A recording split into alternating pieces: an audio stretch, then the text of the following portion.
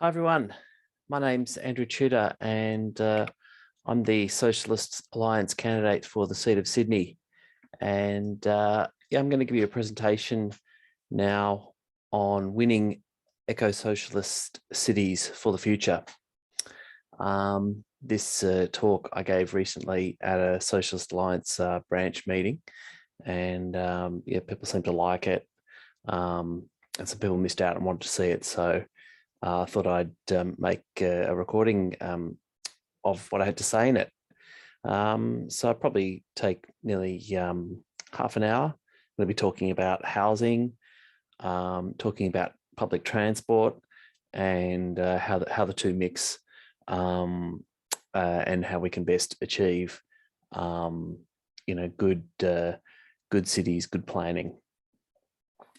So yeah, just let me share my presentation and we'll get going.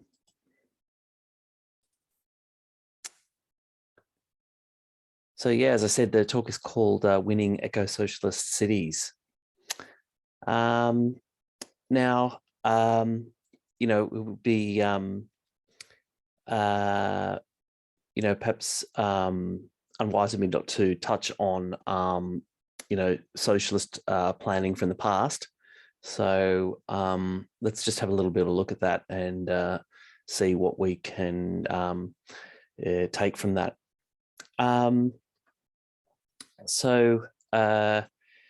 Well, actually, a lot of cities in the Eastern Bloc sort of still hold up pretty well today from a modern planning perspective.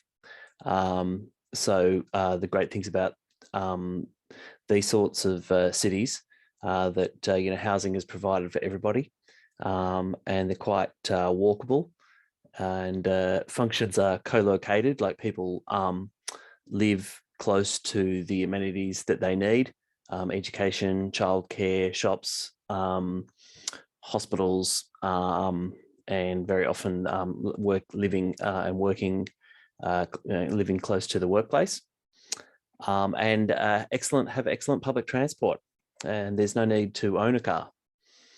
Yeah, so this Noahuta district in Krakow was sort of a planned development. I think often the images that we might have seen in the past were when things were very new. Obviously, it takes a while for trees to grow, but now, today, with all the trees around, that look quite green, and this is, even apparent in Western cities as well. People trying to fit more trees into cities.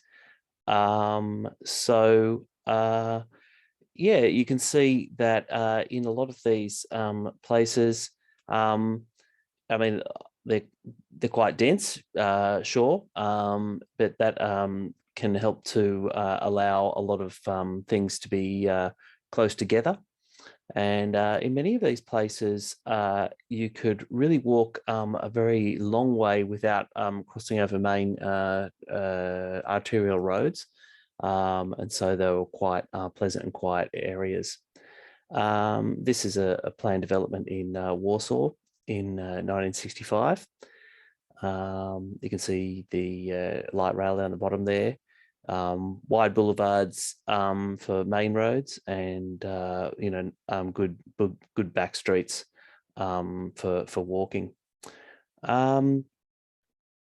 During the Khrushchev era, it was common to build these 5-story walk-up buildings.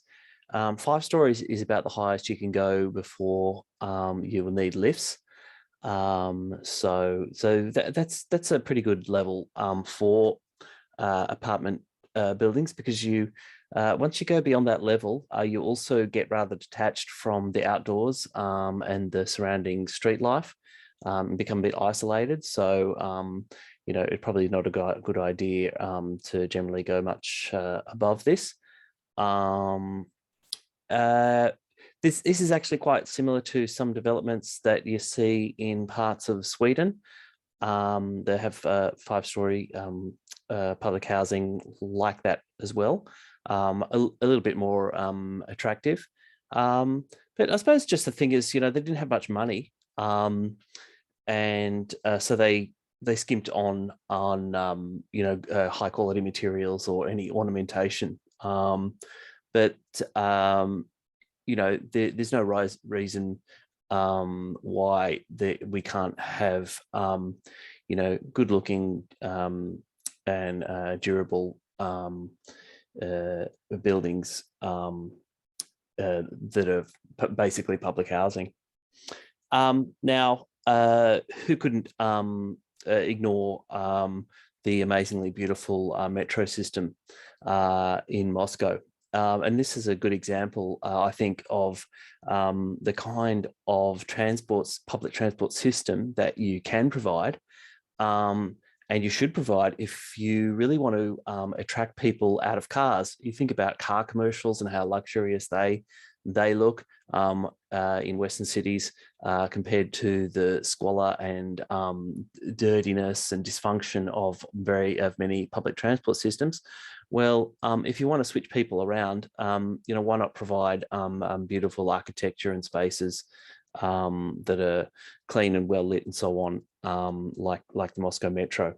And this is the Prague Metro, which I visited once, and I was just totally blown away by how cool and futuristic it looks. It looks like something out of an Andrei Tarkovsky, like Solaris or something like that. But let's face it, a lot of the apartment buildings were massed, towers, and were quite severe, not really on a human scale, and rather unattractive. And this is an abandoned apartment building in Chernobyl, near Chernobyl, and from the Soviet era. And yeah, this that all came to a big collapse. I think this is from a period where we didn't really recognize the ecological limits of our development.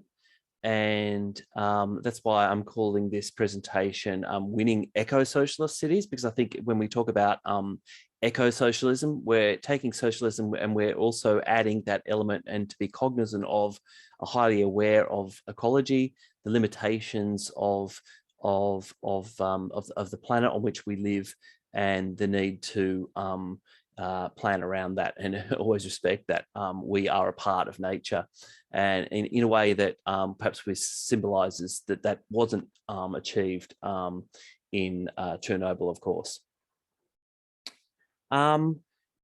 Just a couple other things. These are not from the Eastern Bloc or from socialist countries, but I think are important to think about public spaces that foster civic participation, multiculturalism, civility, and so on.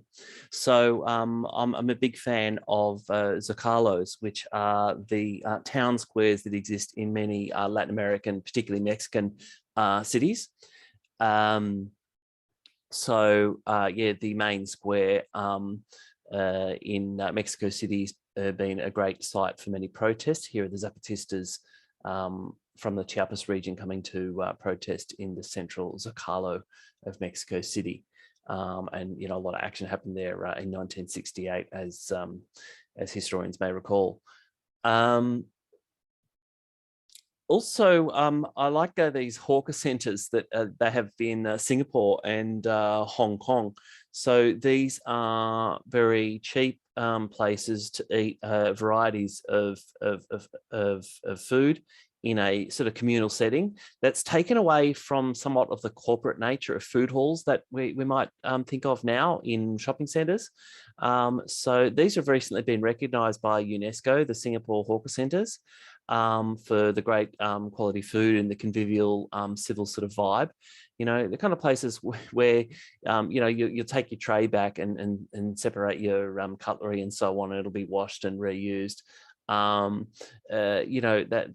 Those places do foster civility,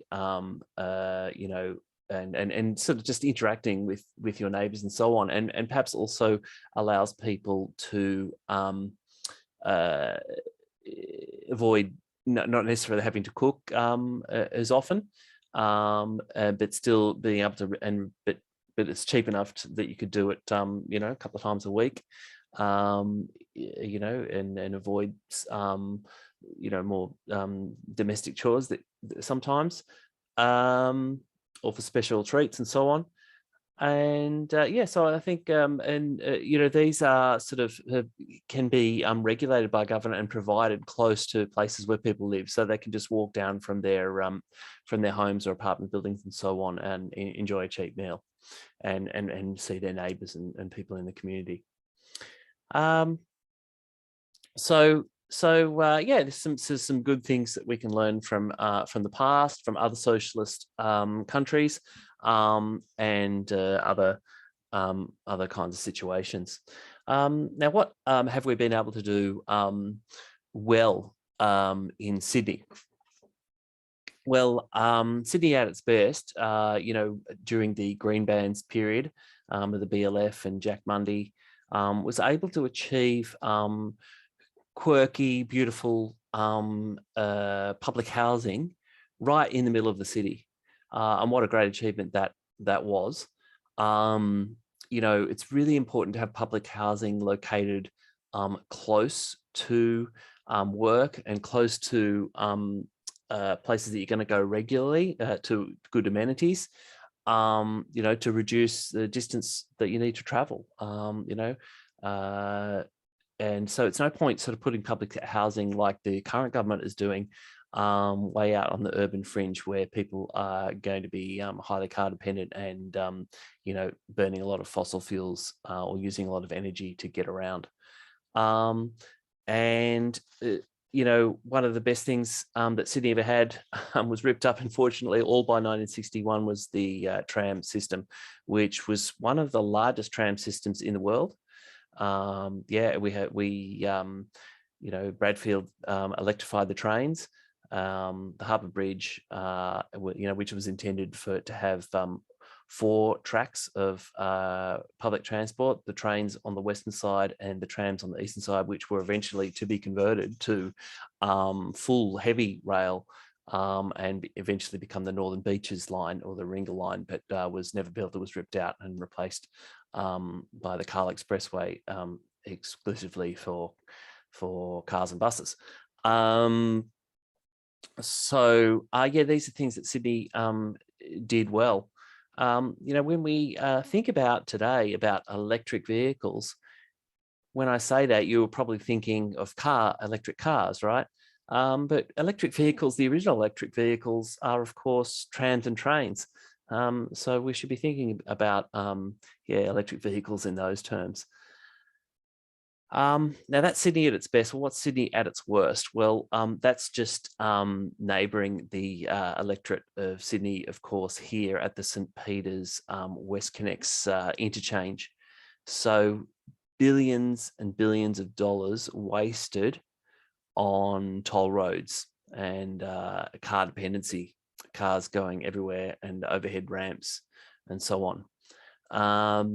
You know, what can you see in this picture? Well, we see a hostile environment, fences that don't allow people to walk places, degraded parklands, you know, diesel spewing heavy trucks, and off in the distance there you've got Mascot with massed apartment towers, many of which are full of defects. And of course, everyone knows about the Mascot Towers, which is now uninhabitable because of poor planning regulation, and is uninhabitable. And many of the people who the people who just trying to buy a home, trying to buy an apartment, are now bankrupt. And there was a recent story of people, you know, wanting to start a family and were basically bankrupt, and you know, were unable to do so. So that's really bad planning that should never have happened, and hopefully never happens again in Sydney. So just a bit of sort of theoretical sort of considerations here. This is a quote from Orlando Ray Santos, who is Cuba's lead negotiator, who was the lead negotiator at the International Climate Conference, COP26, and he's Cuba's climate advisor in the Ministry of Science, Technology and Environment. And he said in an article recently that one problem today is that you cannot convert the world's energy matrix with current consumption levels from fossil fuels to renewable energies. There are not enough resources for the panels and wind turbines, nor the space for them. There are insufficient resources for all this. If you automatically made all transportation electric tomorrow, you will continue to have the same problems of congestion, parking, highways, heavy consumption of steel and cement. Okay, so, we can't really rebuild the city from scratch. That might have been possible in post-World War II cities that have been destroyed, or after earthquakes and so on.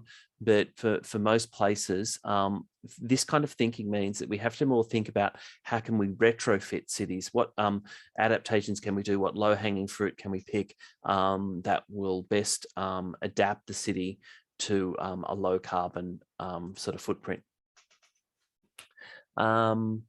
And thinking about housing and land use, I think this guy Alex Bauman from UWS, he was on a recent podcast talking about there's a degrowth economics podcast that he was talking on. And, he gets really at the heart of the sort of Marxist argument for the commons and public housing.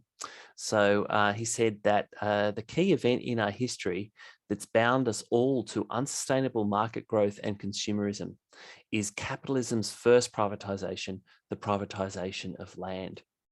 So, through the land enclosures that happened in Europe and through colonization, people were forced off the commons and forced to work in the factories. And dispossessed from land for housing and food, people were now forced into whatever market opportunity they could get to survive. Fast forward to today, and the privatization of land and the forcing of everyone into the market to survive has brought us to the edge of an environmental cliff. And so Alex proposes an alternative model, a new urban commons option that could help restore balance to markets. So he thinks that we need to, and I agree, that we need to get away from the current perception or the current policy to treat public housing as welfare housing. We need to move more towards public housing for everybody. Everybody who wants to live in public housing should have, very quick access to that. Now, he proposes that more and more public housing residents could be playing a key role in decarbonising the economy through, urban gardens, food production, but also furniture repair, appliance repair and reuse. In maintenance of public housing, people could be trained and choose to work in those areas. I would go further than that and say that we need to look at arrangements that encourage essential workers. This might be people in health, aged care, education, public transport, renewable energy, those sorts of fields, as offering people as part of their career choice, the opportunity to live in good quality public housing that's close to amenity and close to work and so on. And, I think a lot of this might be appealing to a lot of people, particularly young people for whom, owning a home is totally out of reach under the current system. Is the capitalist drive for competition will continue to keep that cost of housing will continue to be out of control unless we do have a large proportion of public housing. So why can't people, through their unions bargain for, in their wages and conditions for the opportunity to live in public housing and, play a role in the future of decarbonising our economy and a sustainable future? This would be a very attractive option. So to provide that housing to everybody, really, not just treating it as welfare housing. So I've spoken sort of a bit about housing there. So most of the rest of my talk is going to be about transport. In America, they call it transit, public transport or transit. A lot of this field is really exploding in popularity. You see a lot of talk about it. You see in the media, in the internet, YouTubers and so on. And I think I put this under the broad category of progressive urbanism. So we're talking about some of the names I've got up there. Jane Jacobs, who in the 1960s managed to stop Robert Moses' plans for building massive motorways through the centre of New York. She wrote a great book. It was called The Death and Life of Great American Cities. And it came out it came in 1961, just a year before Silent Spring, by Rachel Carson. So it was part of a new understanding about cities and cities sort of as ecosystems, complex systems, with many interacting, moving sort of parts. And it wasn't just all about moving fast through places. And, you're realizing that actually many of the places like New York City were actually quite safe because there's always people watching, and they offered a great diversity. And weren't all requiring people to own a car to get around. So others, now that film, Citizen Jane Battle for the City, we showed that as part of a fundraiser for No West Connects a few years ago. Thanks to Jan Wilson and others who helped us put that on. She was involved in Glebe Society and other things. And so it's a good film to sort of check out. Jan Gell, who sometimes comes to Sydney and advises the City of Sydney on various ways to increase walking and cycling. Donald Shoup is a very interesting thinker. He wrote a famous book called The High Cost of Free Parking, and just pointing out that the space inefficiency of cars is so extreme. In cities, you just can't have that many cars, and you can't be providing large amounts of space for cars to be parked and be stationary, and that's ruined a lot of American cities. Brent Tudorian, he's a Canadian sort of urbanist. Various world mayors, we've got Sadiq Khan, the mayor of Paris, whose name escapes me, and others. We keep hearing about them, having, reducing the number of cars in the cities and encouraging walking and so on, and cycling. And Clover Moore is sort of part of that sort of overall movement, I would say. Professor David Levinson, he's come out from the United States, and he's a professor at Sydney Uni, and a really interesting expert on his whole thing seems to be about access, this notion of access, which I'll get onto. Now, the historian Peter Norton, who I'm going to talk a little bit about, is, can really, has got an amazing perspective on how we came to be so car dependent. And he's written a book like Fighting Traffic, all about sort of the influx of cars into cities and how motordom, or the automobile sort of industries, managed to change our whole conception of the street. And there's a lot of YouTubers and bloggers, things like Climate Town, Strong Towns, Bloomberg City Lab, Echo Gecko, Not Just Bikes, and Adam Something. There's a couple of YouTube channels that I and sources that I tend to check out. Now, some of these go from left to centre left in their political persuasion. So perhaps even almost across to the right. But we haven't even sort of gotten to that point in Australia. You might recall Malcolm Turnbull liked to be photographed on trains, and the coalition didn't like that very much, did they? And kicked him out. So I would say that on one end of this progressive urbanism spectrum, you might even just be getting close to the political positioning of someone like Malcolm Turnbull. But it's a different perspective, and I think you really have to, watch these and be looking at those sorts of ideas. They're very interesting. Here's one example of one of these bloggers, YouTubers. His name's Rolly Williams, and he does his little YouTube videos. His channel is called Climate Town. And perhaps I'll read a bit of what he had to say in a recent video called "The Suburbs Are Bleeding America Dry." He goes, as the American population expands and we're simultaneously trying to avoid being burned to the ground by climate change, we've got to be smarter about how we do housing. As countless studies show, higher density housing lowers our emissions, reduces traffic, increases access to services, the list goes on.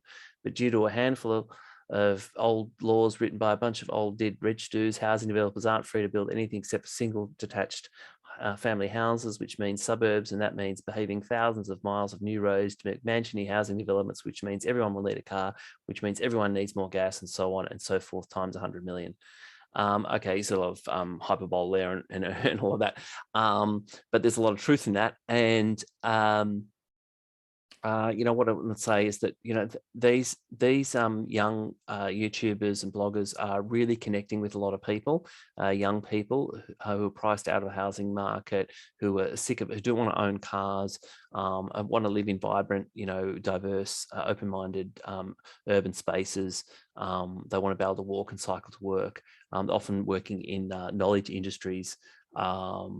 And so on, and this connects with all of those sort of people. So this is a wave, a real massive demographic wave coming through, I think.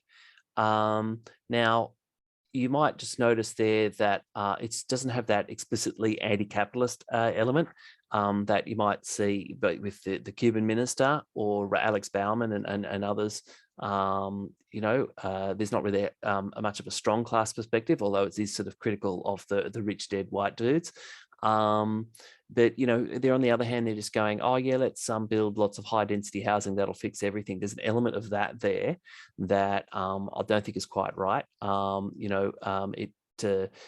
It's sort of, you can't have just high density housing without all the amenity built in. So developers would love that option to happen, just to be able to build as high as they want, without having to, contribute to public housing or transport or, bike paths, parks, trees, and things like that. So I think there is it's important, and they sometimes even criticize, they go back and look back at Jane Jacobs and goes, oh, but she was a bit of a NIMBY, wasn't she? I think that's kind of an incorrect analysis. People do need to be able to fight on the ground for their local amenity and then build their perspective or for what's good overall in the entire city. So many people will resist, local overdevelopment, but that's because they know that they might get an apartment building built, but no amenities will be provided to support that. So they just resist the higher density, until such point as if they'll get strong enough, they could demand that the government build these supporting things, and then those higher density developments might be okay. And people are so opposed to high density, I think, because they're so angry about the supporting infrastructure not being provided. And if that was provided in an equitable way across the city, then and people could see that happening, then people would be a lot more willing to accept it. Especially if you provided more alternatives for travel through good, high quality, frequent public transport options. People wouldn't mind that. Another thing to say is that a lot of people assume that you need a very high density to support public transport. This is a myth, and they think that, oh well, I don't want public transport to come to my area, new trains to come to my area, because they're going to build all high rise. But that would be what capitalist developers would love to do. To use public transport being provided as they say to people, look, you can't have that without the other. But that's not necessarily the case. How can we explain places like Killara, Gordon, Roseville, Pymble? These places have fantastic, they're right on the rail network, but they're relatively low density around the stations. How was that not economic? It can be economic. You don't need high density to support good public transport. This is one of those myths that that keeps going around. You go to the Public Transport Users Association, it's PTUA's website. There's a section on myths. You've got to check it out. There's all of these myths that need to be busted around public transport. We can't afford it, and all of these sorts of things. Just a simple calculation, right? The average expenditure for a household with 2 cars in Sydney is $17,000 a year. Now, a lot of households only have 1 car, so let's just say that's down to $8,500, but plenty do have 2. So on the average, we're talking about $10,000 a year spent by each household on cars on average in the Sydney area. Now, there are 2 million households in Sydney.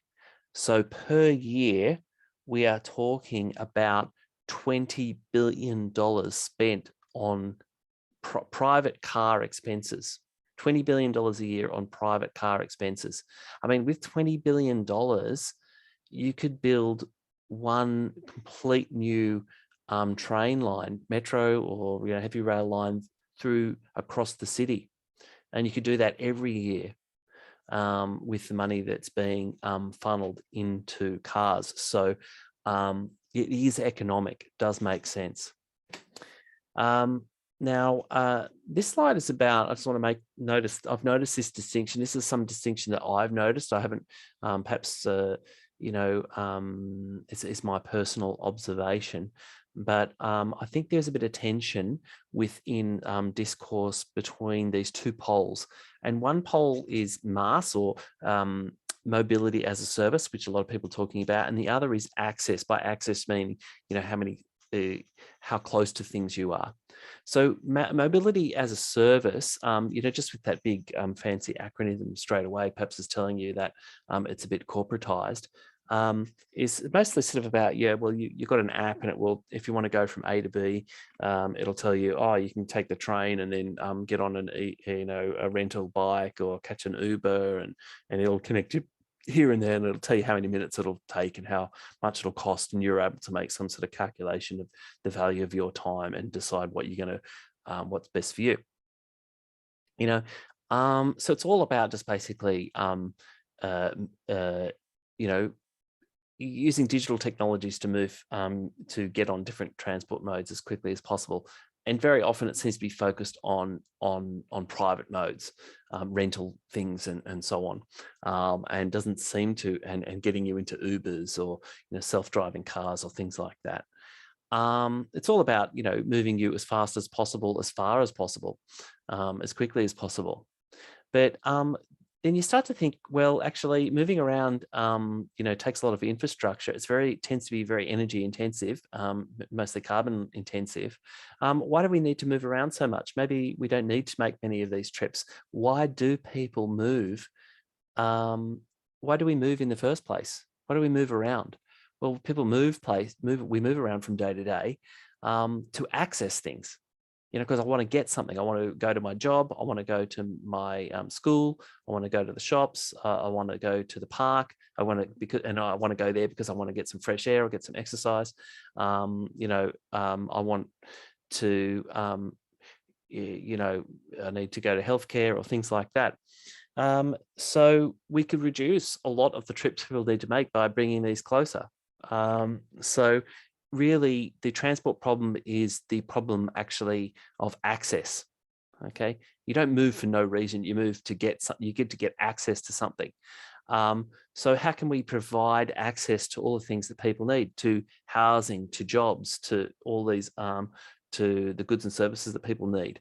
Well, we can bring things closer, or we can find ways of locating things in an integrated way that allows you to have, a 15-minute city or things like that. And so David Levinson at Sydney Uni is a big sort of on that sort of school of thought. And I think there's a tension between those two directions, between mobility at all costs and just thinking, hang on, it's about, getting what you need and accessing it necessarily. And that might not mean, if you plan things well, you may not need to move a lot to do that. Now this is all one thing to say. That's about spatial efficiency, right? So car-based cities are horribly inefficient of space. They waste so much space. In most car-based cities, between a third and a half of all land area is devoted to cars. So, we're talking roads, parking, car yards, petrol stations, service stations, the signage that goes up and often blocks the footpath very often, and things like that. So that's an enormous waste of land to have. Just used for that purpose. So if we had more spatially efficient modes of transport, we'd be able to bring things closer together. And we all know that over the last 100 years, many cities had their roads widened and had houses and businesses and so on demolished, parks, trees removed. And this has actually made things further away. The overall result of this process is to encourage sprawl, and we've lost corner stores, for example, for that we would walk past and maybe do small shops every day, to the point where we shop just once a week in a mega mall that's located 5 kilometers away. Yeah, and one thing that you see on a lot of David Levinson's diagrams is these things called isochrones, which are like isobars on a weather map that represent equal pressure. Well, he has areas that represent equal time of travel. So on that right-hand diagram here, you can sort of see the isochrones. These are all the places you might be able to get to within 5 minutes or 10 minutes, 15 minutes, and so on, right? So he measures access by the total number of amenities that you can reach within, say 5 or 10 minutes. How many laundromats can you reach within 10 minutes? How many shops or supermarkets or cinemas or hospitals could you reach within a 10-minute travel, by whatever mode. And this is a really interesting way of thinking about things. And I've been heavily influenced by that sort of thinking, and one sort of bit of a research project that David Levinson did that relates to this.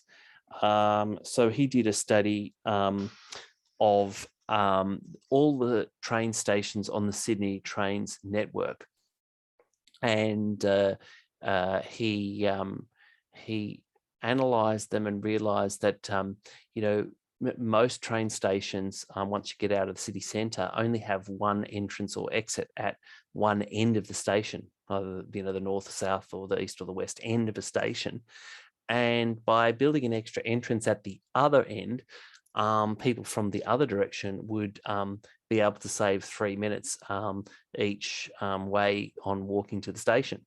Most people, that shows that the access to the station really seriously drops off once you get to about greater than 800 meters. People don't find it worthwhile to walk that sort of distance. Well, by putting an extra entrance, you bring a whole lot more people into the catchment area of a station, and you basically, what we would say, like, sweat the assets. You actually get a better efficiency in using the existing assets that you've already got there. And he ranked all the stations according to the number of people that you could additionally access public transport to, and Erskineville came up the top of that list.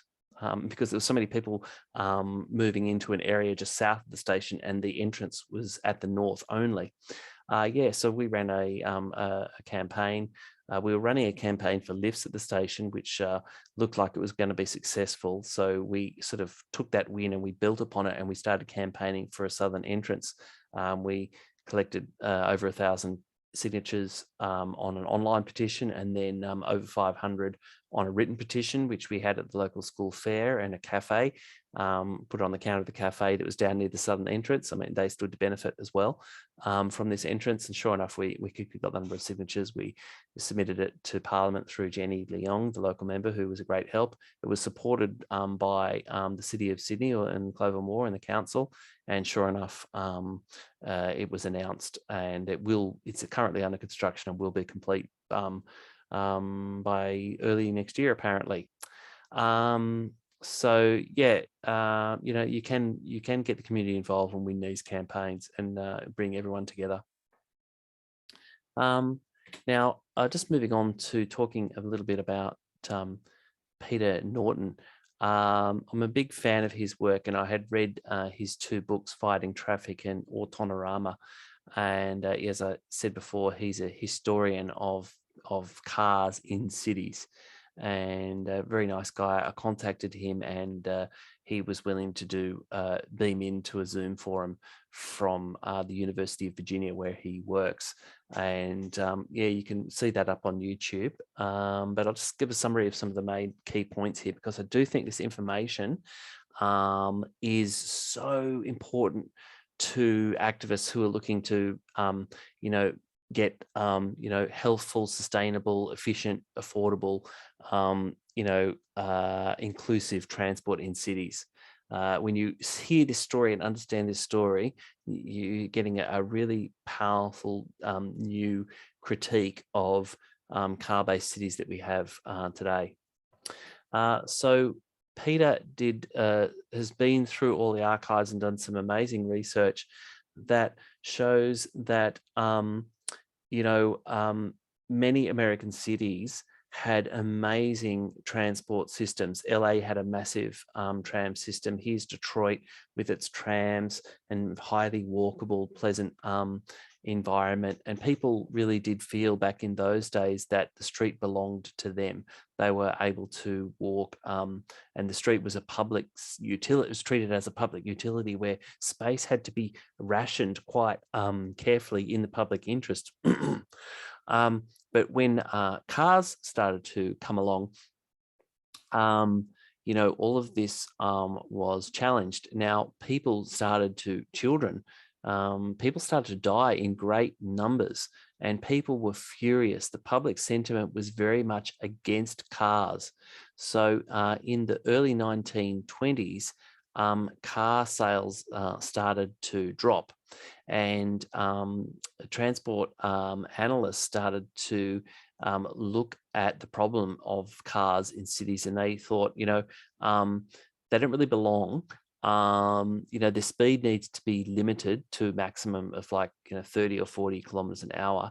And people started to sign petitions to have all cars with speed limiters installed, speed governors they were called, and motordom, or all the automotive industries, who were talking Ford, GM, Standard Oil, Shell, the tire manufacturers and the big engineering firms, they were really in a big panic, and they realized that it's the way people think about the street, of owning it, and the way the top politicians tend to think about it, that was a problem for them to increase their profits. So they decided that they needed to challenge that. And here was basically a statement of what their belief was. The obvious solution lies only in a radical revision of our conception of what a city street is for. Okay, so what they did is they started by saying, well, instead of, you get hit by a car, it's the person driving the car's fault. They said, well, it's the pedestrian's fault. And through this, they invented the concept of jaywalking. And this is not well known, but the word jay was a slur. It meant like redneck or bogan or hick or hillbilly, right? And it was in popular use in America as a very negative term. So they took the word jay and they added it to walker and made the word term jaywalker, and started to criticize people for being jaywalkers. And they gave out little cards to Boy Scouts that anyone who walked across the street in a way that they didn't like, they would give them a card and say, hey, you're doing the wrong thing. That's jaywalking. And this was actually before it was illegal.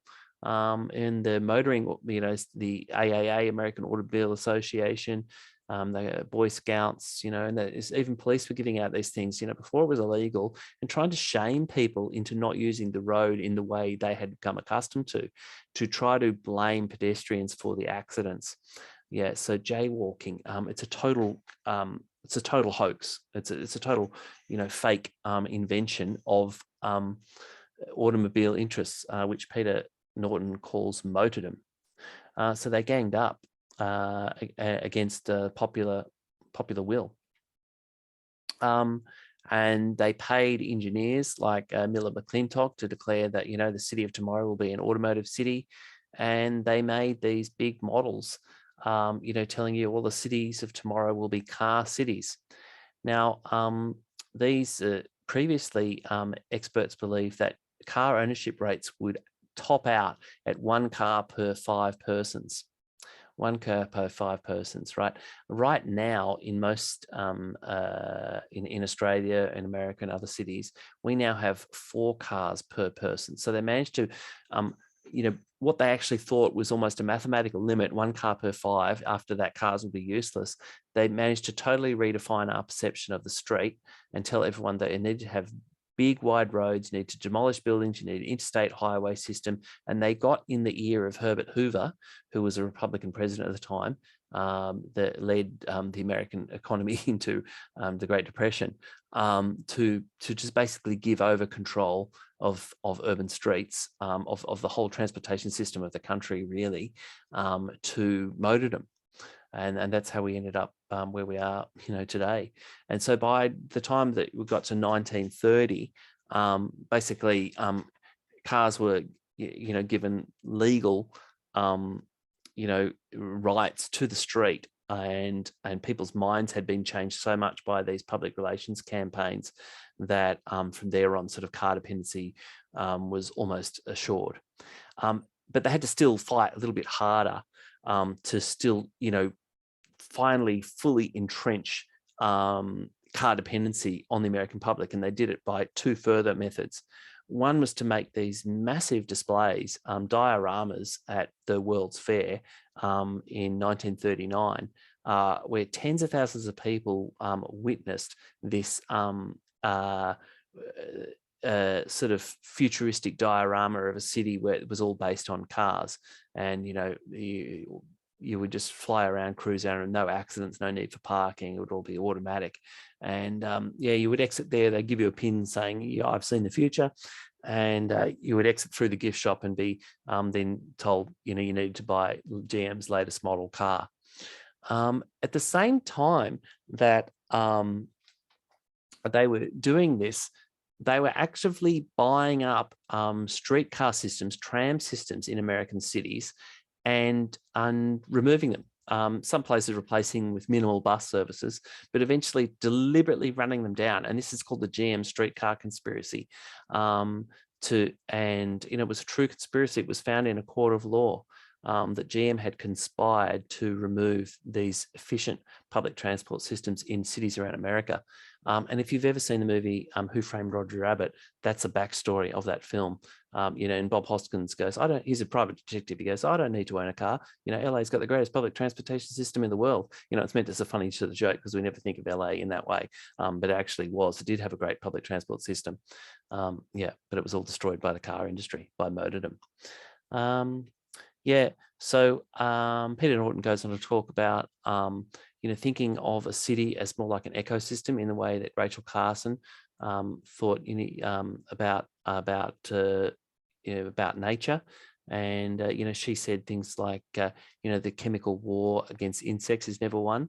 Peter Norton transposes that and says, well, the war against congestion is never won. You just can't keep you can't solve this problem by adding more roads and more cars into the problem. And why we got to that kind of situation is because, people who were selling us cars were telling us that they were the solution when they were just a tool. Okay, and cars are a good tool for some things, but they're not a good tool for transportation, for mass transportation in cities. They're too spatially inefficient.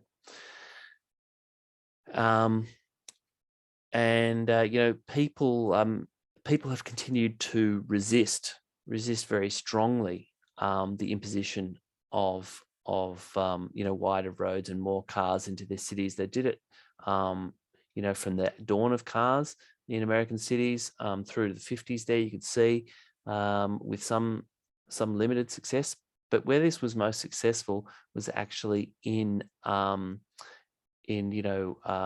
the Low Countries, Amsterdam, Denmark, Belgium, and so on. Amsterdam had become heavily car dependent city, and there was a movement called Stop the Kindermoorden, Stop the Child Murders, and it was very successful. And now we know of Amsterdam and many Dutch cities as being very cities famous and renowned for cycling. Well, they only managed to reverse that in the 70s. So it can be done. Now, I made this infographic to show what happened in Sydney. And I got some of these figures from Councillor Philip Thallis, who was in the Clover Moore team. Nice guy. He did a bit of research into this, and I used his statistics to put together this infographic. It took me a long time. I'm not much of a graphic artist, but I spent a lot of time on this one to make it look nice. So I call it Off the Rails, Rail and Urban Growth in Sydney. And what this diagram is trying to show us is that basically up till 1940, Sydney had 144 railway stations and 354 kilometres of railway track. We had about 1/3 of our current population, and we had an urban area of 666 square kilometres, and we had probably the world's largest tram network. But in the 70 years after that, to get into 2010, we had tripled our population, we had tripled our urban area, yet we had actually lost a net of 4 train stations, and we had only increased railway track lengths across the total length of railway by 11%, and we lost the entire tram network. So to put it another way, we had a Sydney, the 1940s Sydney, with all its public transport, relatively good public transport. And then we built 2 more Sydneys with no additional public transport. So when you see that and you know that, you go, right now we need to build up, we need to catch up on 70, now 80 years of basically public transport going nowhere. There's no need or no time or no money to keep building more roads. We need to catch up massively on public transport. A lot of people talk about how, of course, our cities need more trees. Well, yeah, we could have a lot of good things in our cities. We could have more trees and we could have more parks because of the, urban heat island effect and so on. We need to cool. Trees are like massive, air conditioners. We need to cool our cities. Well, we could have this. We could have these things, if we didn't use so much space on tarmac for cars. As I said, a third to a half of our city space is for cars. We could have a lot more trees if our transport system was more spatially efficient.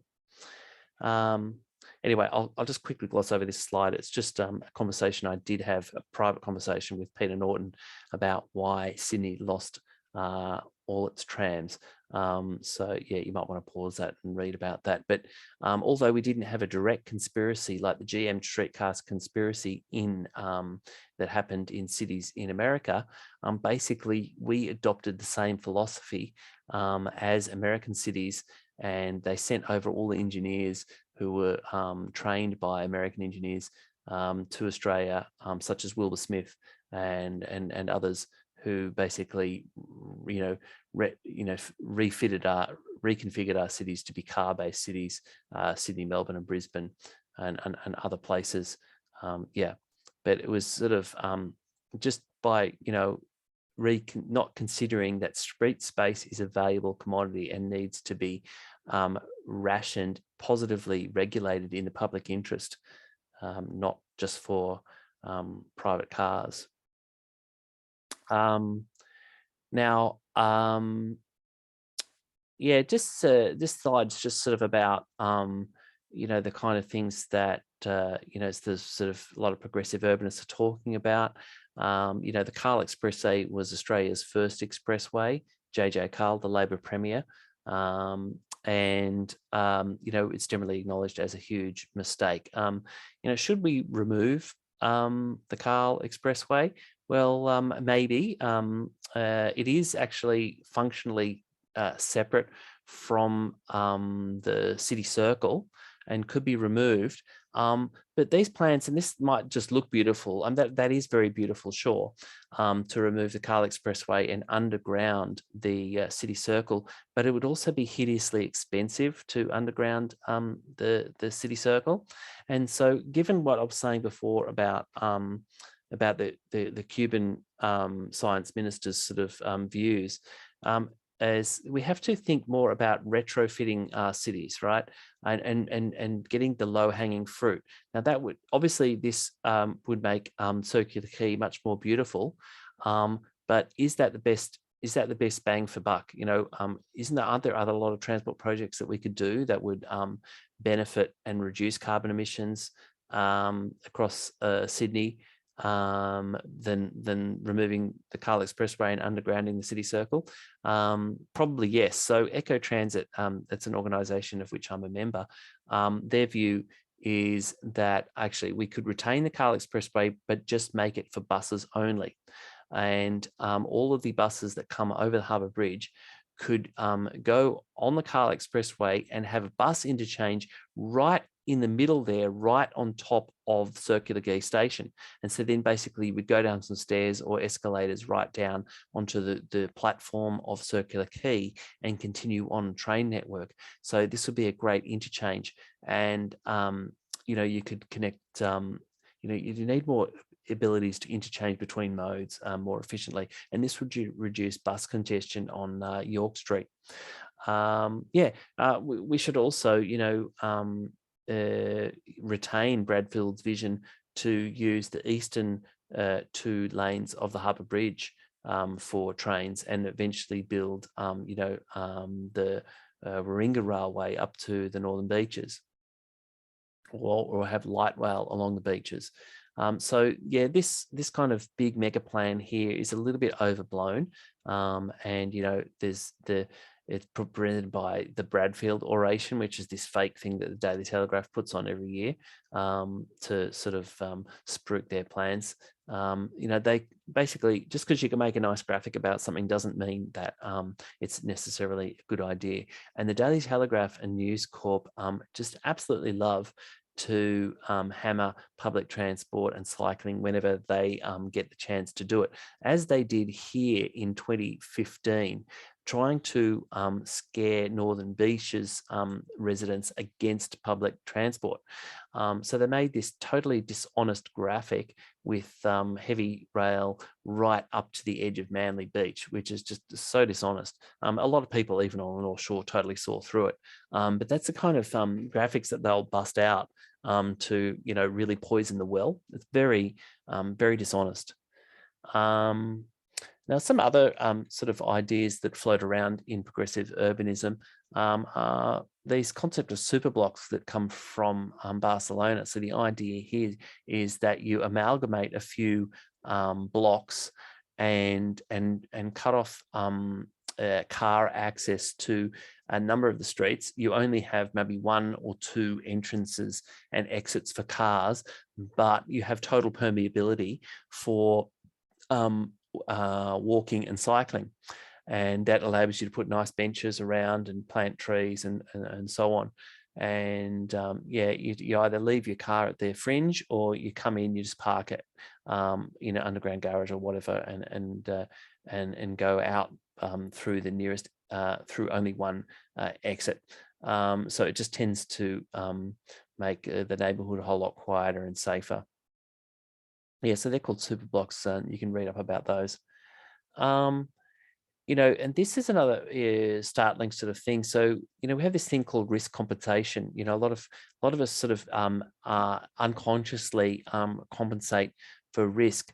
So if an environment seems unfamiliar, we actually are often far more careful than what we would otherwise be. And it's all of the signs that we say that give us all of these regulations that make us sometimes more carefree, because as long as I'm obeying those rules, I'm doing everything in the right. So we have this concept, the right of way, and I have the right to go up to this speed. And I have the right of way, and you don't have right of way, and all of that. What if we framed the interactions in these spaces in terms of your responsibilities? I have the responsibility to move safely and care for you, and make my movements and intentions clear well in advance, and all of that. And actually they trialed this, and it can work in a lot of spaces. You create these rather unfamiliar spaces, and people become more careful and cautious, and accidents go down. So yeah, this counterintuitive sort of things that can happen. Well, anyway, just getting on here, perhaps getting close to the end, and just want to talk about some plans that are being put forward by Eco Transit. Eco Transit New South Wales, good organisation to join and get involved in. They were instrumental in getting the airport line built back in the 90s, and pushing for light rail. The Inner West Light Rail and the extension to Dulwich Hill was a result of a lot of hard work from Eco Transit. They were very critical about the light rail is a fantastic mode. It's just the way it has been done in Sydney is really bad. So that's been massively over-engineered, And you do need to have a lot more sections where you have separated carriageway and light rail priority over cars. Now, one thing that they're suggesting is we really do need to extend the Dulwich Hill Inner West Light Rail around a little bit further past the airport. That'll be another good point of interchange, and then across to near Maroubra, and you could actually make a full loop, a light rail orbital that does the full loop around the inner city areas. That would be a really good plan. And also we need a light rail on Parramatta Road and Victoria Road as well. Another problem of Sydney's transport is that it's all very radial. It's all about getting people into and out of the city. We need more cross-suburban links, and this is Ecotransit's spiderweb network that Bob Schroeder is pushing, and you can see a lot of other interconnections between cross suburbs that traditionally haven't been connected. The Sydney Metro is not fit for purpose as well. It's you only have metros in inner urban areas where the train stations are about 1 kilometre apart, whereas we've got this system that goes all the way out to Rouse Hill with massive distances between it, and it's really just there as a Trojan horse for overdevelopment.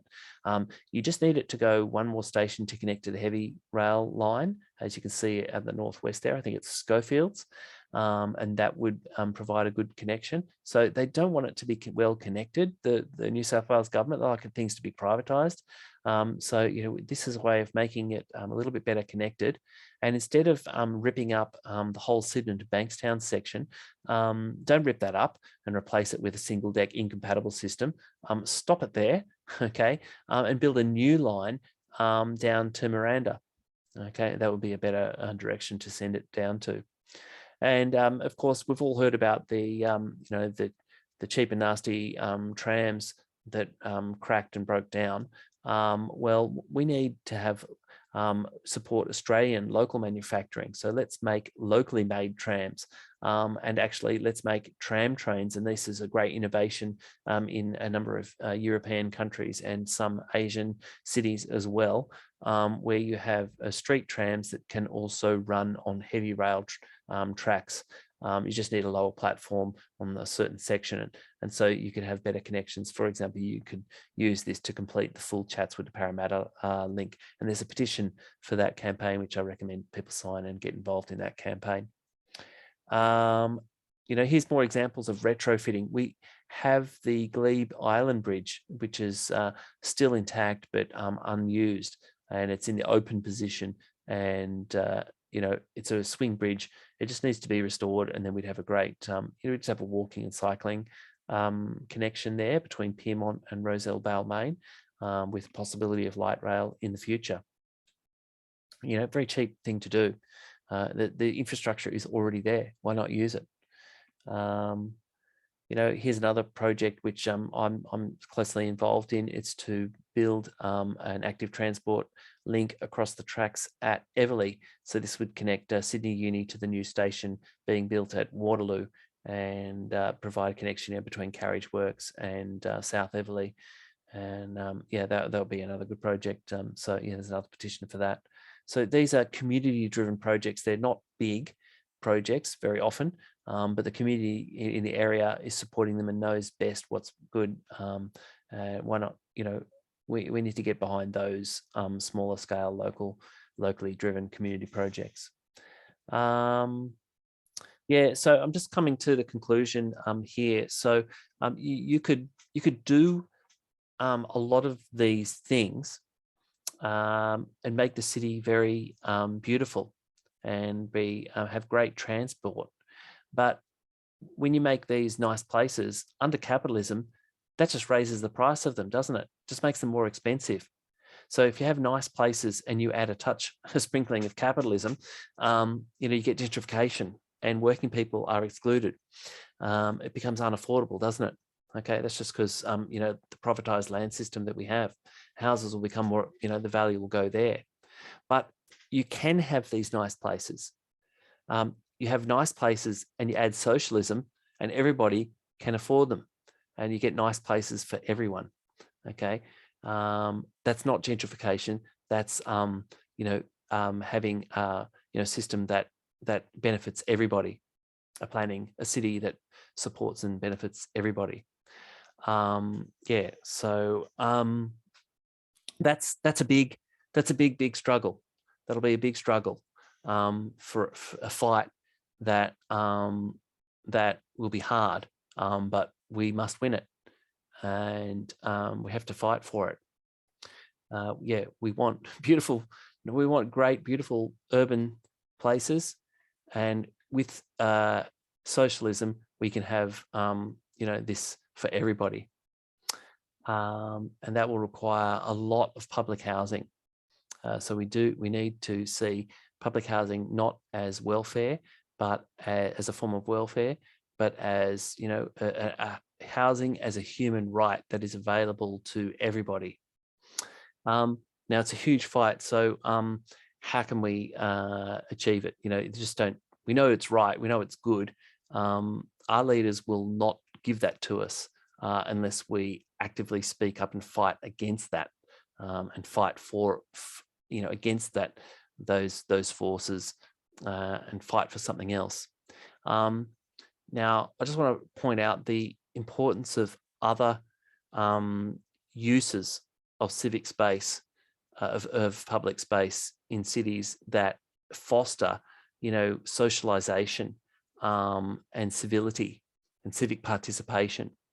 So things like Reclaim the Streets, a critical mass there on the Harbour Bridge, even Park Run, totally volunteer-driven, free 5K run.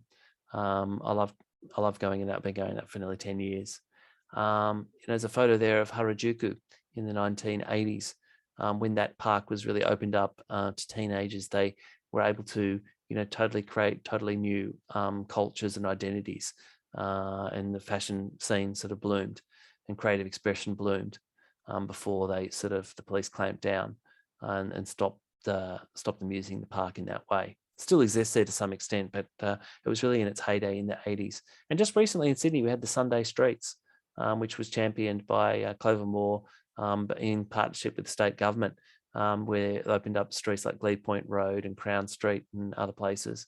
These do allow us to see these urban spaces in new ways and bring people together. So I suggest anyone, socialists and other people, the activists that want to make better cities, to get involved in these things as much as possible and support them. And from those kind of let's call them activations or actions that aren't necessarily strong, don't have a strong political element to them, we can, politicize them and, use them to push, for the, eco-socialist cities that we need in the future. And these are some projects that that I've been involved in, that I think have been inspired by the great movement, the Green Bands movement, which was so successful and then had such a positive impact on Sydney and Melbourne and other cities in the 70s and through the 80s. With what they did, bringing progressive unions together with progressive-minded people, resident action groups, reaching across people at different spaces and different mindsets, but all with that one aim of making a better livable city for everybody.